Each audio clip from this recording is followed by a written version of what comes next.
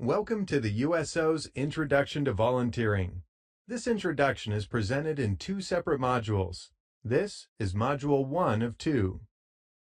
Since 1941, volunteers have been at the heart of the USO, strengthening America's military service members by keeping them connected to family, home, and country. Whether you've just joined the team or have been with the USO for many years, we are confident that you will find the USO a highly rewarding place to serve. A successful USO begins with you. Thank you for all you do to support our mission and the people we serve.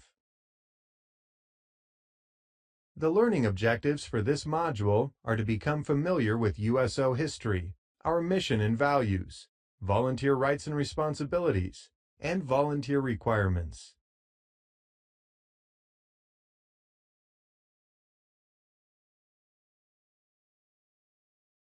On February 4, 1941, the USO was incorporated under the direction of President Franklin Delano Roosevelt to support the military as the nation stood poised on the brink of World War II.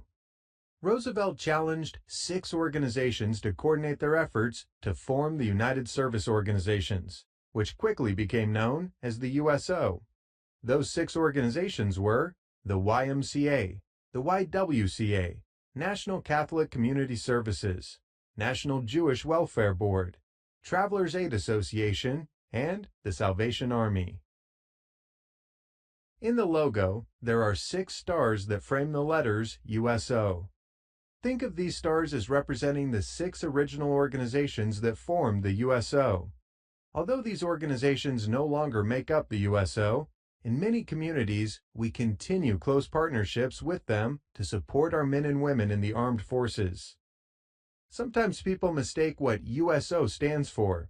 If you think of the stars as the original organizations, you'll always remember to put the S on organizations for United Service Organizations. Mission. The mission of the USO is to strengthen America's military service members by keeping them connected to family, home, and country throughout their service to the nation. This mission statement identifies what we do, how we do it, for whom we do it, and when we do it.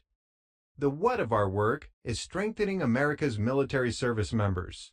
How we strengthen service members is by keeping them connected to family, home, and country. Active duty service members and their families are the who of our work. When we do it is throughout their service to the nation, from the time they join until they leave the service. Who we serve. Consistent with our mission, USO centers are provided for the comfort and convenience of active duty, reserve, and guard members of the military and their dependents. This includes Air Force, Army, Coast Guard, Marine Corps, Navy, and National Guard. Visitors must show their valid government-issued Common Access Card or DD Form 1173 identification to front desk staff or volunteers when entering the USO. The USO center admissions policies flow from our congressional charter, which defines our mission focus as the men and women of the armed forces. The USO prioritizes limited space and resources at our centers to support our primary constituents. However, at the discretion of the center director, military retirees and their dependents also may visit the center on a space-available basis depending on operational requirements.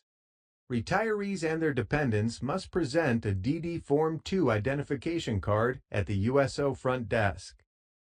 Please consult your center director for further guidance regarding retirees and their dependents.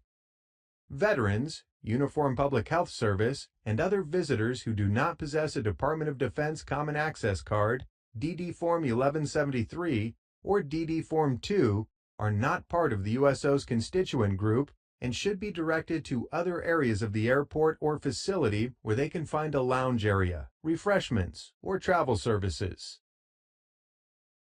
The USO is an independent 501c3 nonprofit organization chartered by the United States Congress. A congressional charter is a law passed by the United States Congress that states the mission, authority, and activities of a group. Although we are organized through a congressional charter, the USO is not a government organization. Our funding comes primarily from private donations from generous individuals, corporations, and foundations. We receive a limited portion of grant funding from the Department of Defense. The USO follows 8 core values: mission first, do the right thing, respect, excellence, collaboration, accountability, gratitude, and innovation. What does this mean for your service as a volunteer? Mission first. Service members' needs and interests are our top priority. Our decisions are based on what is best for them and their families. Do the right thing. Our actions and intentions reflect and reinforce the highest moral and ethical standards, even if they involve risk or conflict. We take personal responsibility to ensure our service members and their families receive the support they deserve. Respect. We treat people with dignity and show patience, tolerance, and concern for all. This includes not just our valued visitors, but also our teammates, both paid staff and volunteers. Excellence. We strive to exceed expectations, and we set the standard for other organizations and lead by example. Collaboration. We build strong and mutually beneficial relationships. Accountability. We honor our commitments and are good stewards of USO resources. Gratitude. We maintain a spirit of thankfulness and appreciation towards those we support and those who provide support. We embrace and encourage a spirit of volunteerism. Innovation. We are flexible and proactive and always encourage original thinking. Everyone at the USO, staff and volunteers alike, feels a deep sense of honor in supporting the men and women of the military, and it's important to recognize that volunteer service with the USO is a privilege.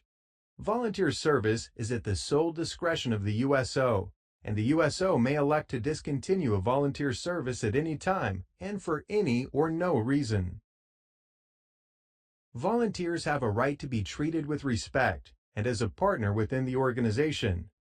They have a responsibility to follow organizational policies and procedures and to support their team, both paid staff and volunteers. Volunteers have a right to an assignment that is worthwhile and challenging. They have a responsibility to work diligently and fulfill the responsibilities they have accepted. Volunteers have a right to expect that their time will not be wasted because of poor planning or coordination by the organization. They have a responsibility to notify the organization of absences or schedule changes well in advance. Canceling a shift at the last minute or failing to show up when promised puts a strain on the rest of the team. But most importantly, it shortchanges the service members and their families we are here to serve.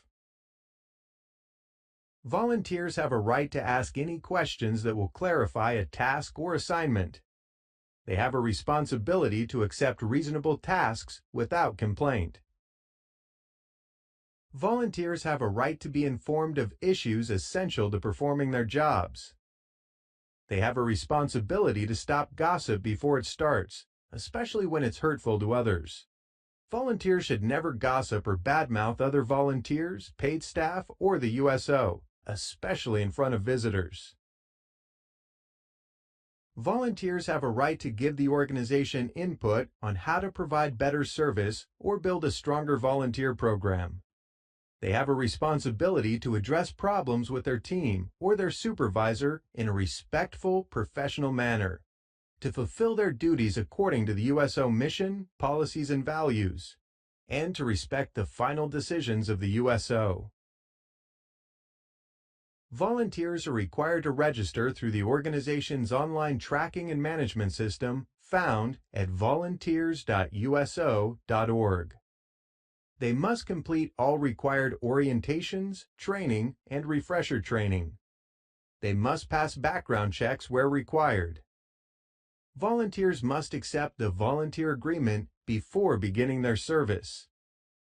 They must record all service hours within 30 days of their volunteer activity on volunteers.uso.org. Travel to and from their volunteer service should not be logged as volunteer hours. Volunteers may record miles driven for tax filing purposes. Volunteers should check with their tax consultant regarding deductions for miles driven. In most locations, volunteers will be required to manage their own schedules online at volunteers.uso.org. Volunteers are required to comply with all TSA and installation security regulations, including security screening requirements, applicable to accessing and operating at USO facilities. Volunteers may not use their USO status or badge credentials to circumvent TSA or other installation security processes, cut into screening lines, or access prohibited space. Congratulations! You've successfully completed USO Introduction to Volunteering, Module 1. Although your individual center may provide you with additional training, you now have a better understanding of the USO's history, mission, and values. You know your basic rights and responsibilities as a volunteer, and you understand your volunteer requirements. Be sure to revisit this training module from time to time in order to refresh your knowledge base, so together as a team, we can provide the best possible service to our men and women in the military and their families who sacrifice so much for us.